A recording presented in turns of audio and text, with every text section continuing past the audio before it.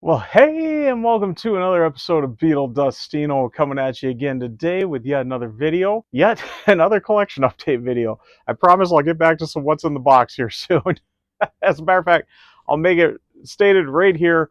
Up next will be the stereo 2009 Beatles stereo box set, followed pretty close by the 2009 in mono set and the fake set. I have been waiting to do that one. So there we go. I'll put it on record. That's going to be the next upcoming videos. So might be something in between that, but we'll see how it all works out. Get moving on with today's video. Yet another collection update video. Different artist again. Another artist, kind of like Tom Petty and the Heartbreakers. One I've been kind of wanting to get their discography, at least their main albums, and some of their live albums, which they don't have a lot of. So I don't know why I've been kind of sitting on it for a while. But trust me, the dude will abide on this. But anyways, before we get started, I do want to thank all my subscribers. Thanks to any new subscribers. And if you haven't subscribed yet, please do, and do hit the notification bell so you do know when I got new videos coming out. Also, if you do like the video, please give it a like and do leave a comment. I do love having a discussion with everybody. Let's get on with this dude approved video. And was there anything of value in the car? Yeah. Tape deck, some Creedence tapes, and there was my briefcase. The dude is not in. Do you find in much these stolen cars? Takes a minute. Sometimes. Wouldn't hold out much hope for the tape deck, though. Or the Creedence. So yeah, I don't know. The dude might not find his CCR. I've definitely found mine. So no tapes. But we do got records and CDs. And I'm going to start just kind of showing the minute little collection of CCR that I've had before, as you've probably figured out, Creedence Clearwater Revival. First one starting out here, my only really vintage edition. This I kind of hijacked out of the parents' collection, live in Europe. This, I believe, was a 1973 release. And I believe this is probably an original copy of that, everything I've seen on it. And there's the front, the back, the spine, everything there. Open up for the gatefold. Really cool gatefold with the guys sitting there, or at least a few of the guys. And where they crammed into some airplane or something, a helicopter? I don't know. Pretty cool though. And my parents' records, they're usually in pretty good playing shape, but they're usually missing this. And I was really kind of surprised. They've actually got the inner sleeve.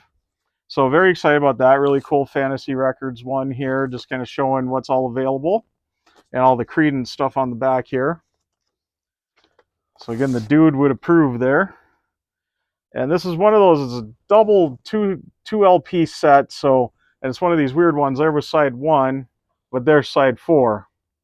So I suppose everybody told me when I did the concert for Bangladesh, there would be automatic record players back in the day. You drop that and then you load it to something like that. I don't know.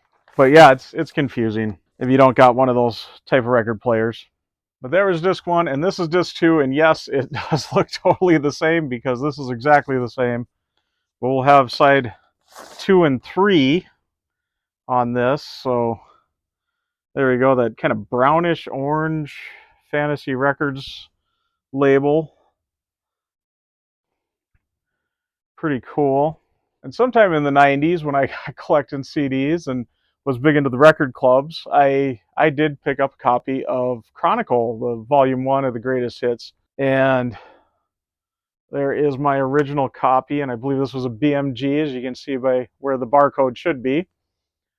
I also had the Chronicle volume 2. I'll show a picture of it there. Borrowed it to a friend and never got it back. So I don't know if you're seeing this. Yeah, enjoy it. I'm not going to ask for it back after all these years. But yeah, there's the disc and the inside there. Now, one thing about this, I have never liked. The album is fantastic. The music on it is. Just the mastering on it is horrid. I suppose I listened to it probably earlier on, kind of with my headphones and that, I suppose it wasn't as bad. But once you got playing on like a car system or even like a bigger stereo system in the house, the mastering, the volume level was so low, you could hardly hear it. And you'd have to crank it like twice as much as what you'd crank your normal stuff. And even at that, it was so tinny and so thin. I don't understand these earlier CDs, some of the masterings on some of the companies, and this is one of those that just had that problem. I think that's probably part of why I never got too much of their stuff, because this was so poorly mastered, which really shocks me because fantasy is usually pretty good from what I've understood, at least in modern times. A few years back, I got thinking, well, technology's changed. I haven't got anything of theirs since, that in the 90s. And I'd like to have a little bit more of their music, but I don't know why I didn't just look into getting the albums at that time, because I suppose at that time, though, I was a little more I was collecting a lot of artists that I liked, just like a greatest hits, album of theirs, like a really good greatest hits. And I found this one of theirs, and I picked it up. This is the greatest hits and all-time classics. And it's a 3-disc set. The first disc, I believe, is just kind of, well, the first 2 are kind of greatest hits, and then the last disc, the 3rd disc, is all kind of live stuff. So that was kind of cool. You did get a little mix of that. Show you the spine here, and we'll open it up, and you can already see it showing all the albums, which is kind of cool. And let's see, there we go. You got the book glued in there, taped in there. And we got the disc here on this kind of goldish Fantasy Records label. Yeah, the discs are all the same, that kind of gold label, so I'm not going to show you every disc. But yeah, pretty cool showing all the albums there. Why I don't look at this and go, wow, they don't got too many albums, so why don't I just try to collect the albums? Well, leading me up to late last year, I was picking up some just supplies at Target and thought I'll go see if there's any cool Target exclusive vinyl. And I spotted this. I was aware of this release and just kind of was curious on it, but I guess I don't know why I slept on this either right away. But I did get the Live at the Royal Albert Hall, and this is the Target exclusive on the Green River vinyl, which I thought looked awfully cool. I love those craft recording hype stickers that get on there. Show you that, the back, the spine there, in the back now. Then I'll show you the inner sleeve here.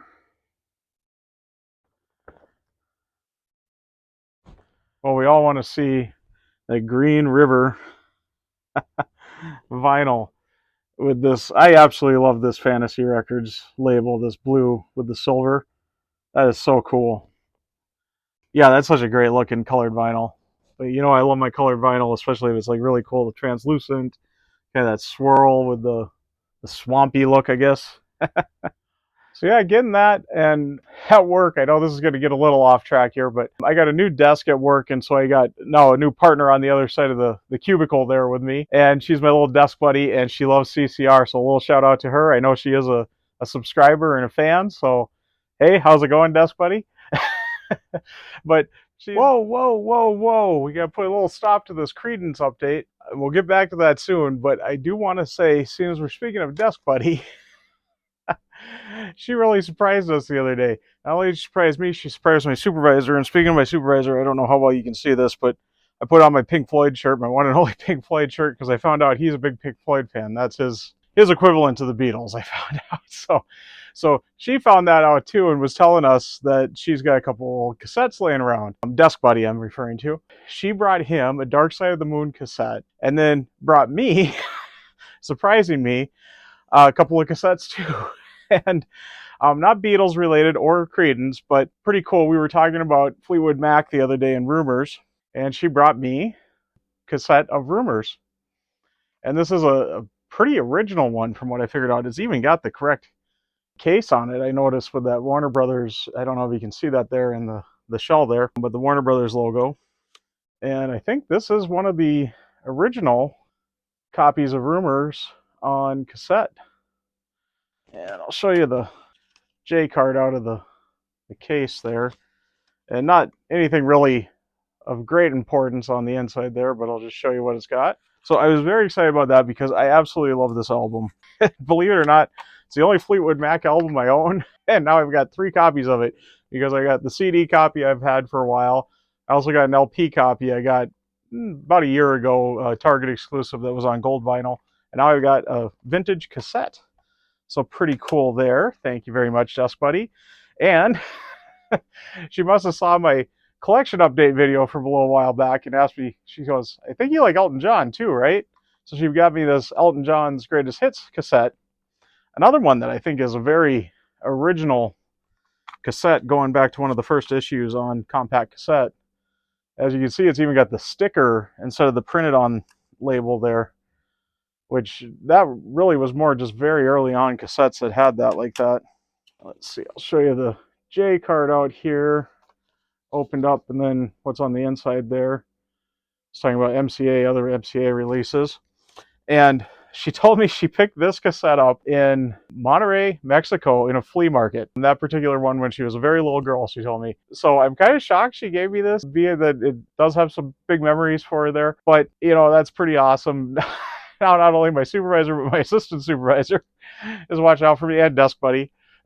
So thank you, desk buddy. And of course, I've already told you I got the CCR video dedicated to you, but now I threw a little surprise in the middle here, thanking you and showing the great little addition to my collection that you gave me. So again, thank you, and thank you to my supervisor yet again. And I got a little surprise coming for you one day. So, all right, but back onto this dude-approved CCR video. All right, but she's humming CCR all the time and stuff like that, and talking CCR. Yeah, I guess between getting that Royal Albert Hall one, wanting to get a little better collection of theirs and such, I thought, well, I got looking into their albums and what has been remastered, because I knew that that Chronicle copy that I got was just terrible, and I didn't want more CDs like that with that terrible sound with them. I got looking into it, and I found out in 2008 they did reissue and remaster the albums in a nice digipack release. That's the current release, and it's still in print. So I was looking at Target one day, and they had several of the albums available at a very good price. They were not expensive at all. So I picked up several of the albums, at least every single one that they had available, which the first one would be Creedence Clearwater Revival, their self-titled first album. And these do got that great blue and silver Fantasy Records label on the CD there, which I absolutely love. I'll show you behind the disc there. And each one, pretty simple package, but nice. Each one does have a book in it. I'm not going to pull out the book or show you much on the book, but each one does have a book. And I was laughing at it a little because I realized the 4 albums I got, it's literally the first, the third, the fifth, and the 7th. Is that right? Yeah. So I skipped every other album. That was what was available at Target on the deal that they had. But so next up we got Green River. And it isn't on a Green River colored album, but it's got that beautiful blue and silver Fantasy Records label. And then I'll show you behind the disc there. Like I said, I'm not going to show you the book, but it does get a book with it too. And like I said, we skip a little on this, so no Willie and the Po' Boys, but we do got the Cosmos Factory here next. And same deal on that cool blue and silver Fantasy Records label. I'll show you under the disc there. Did I show you the spine and the back on this? I don't remember if I did. We'll just show it again. I do that too often, and I think I usually do. So, and then up next, they also had Mardi Gras. But I was hoping to get the 2008 remaster in the digipack. Somehow I got the original issue of this, and I believe this was in that reissue. So I don't know why I got this, which leads me to believe this is going to be that crappy low volume mastering like the Chronicle one is, because it looks like it's from that same era. As a matter of fact, yeah, it says 1989 on the back, so I don't have a lot of hope for this one. So I will be hunting down the digipack one and getting that too. I don't know what I'll do with that one, but we'll see. Maybe it's got a good mastering on that. Maybe it was just the Chronicle that was bad. And that Chronicle, like I said, was a club edition, so I know there's some people that kind of question the club editions, whether the sound was as good on those as it was for the actual releases that you got in retail stores and that. But anyways, so looking at their main studio albums, so there's 7 studio albums. Words in the Corner will correct me if I'm wrong on that. So I'm missing 3 of those now, which all of them are available on Amazon for decent prices too. So once I got the bank account just a little more recovered, I'll probably pick those up too. But there was also some live albums and a couple of fairly recent ones. Of course, the Live at the Royal Albert Hall. And I do like having everything on CD, because I do like the ability to rip it onto my iPhone, even though the iPhone never works half the time after I get it on there. It disappears out of my library and I got to re-download it again, then pray to God that it'll work again. But anyways, that's just part of the fun and struggle of trying to stream music, which is why I hate streaming music. All right. But I do have a car that's got a very nice CD changer in it. And so in the summer, when I'm driving that, I've got a real music player, not this bull crap ones and zeros. And one of these days, I'm going to get just an old Discman or something, plug it into my other car because I hate streaming music. Ugh. All right, I'm off on a tangent here. Get off the soapbox. I'm sitting on a stool, not a soapbox. So let's get on to what I got here. I remember hearing a couple years back about this with the Live at Woodstock album coming out. I, for one, didn't realize they played Woodstock. I think in the back of my mind, I think I knew. I'm familiar with the film in that, and I guess just didn't, they weren't featured in the film, so I think that's why a lot of people don't realize they played it. But yeah, there was the back, the spine, the gatefold, and there's the disc again on that beautiful blue and silver Fantasy Records label. No book with this one, so not much on this package, but very excited to get this added to the collection. And then as we started the update with the LP of this, the colored vinyl edition, Target edition LP, and we'll end it with the CD of the Royal Albert Hall, the newer release here.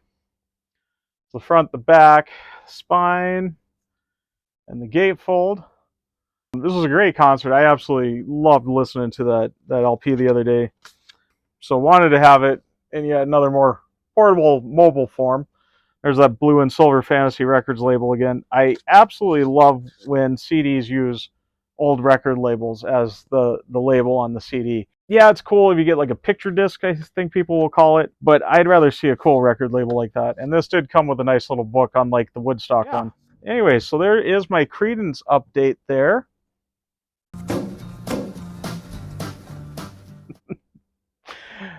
I know the dude abides now.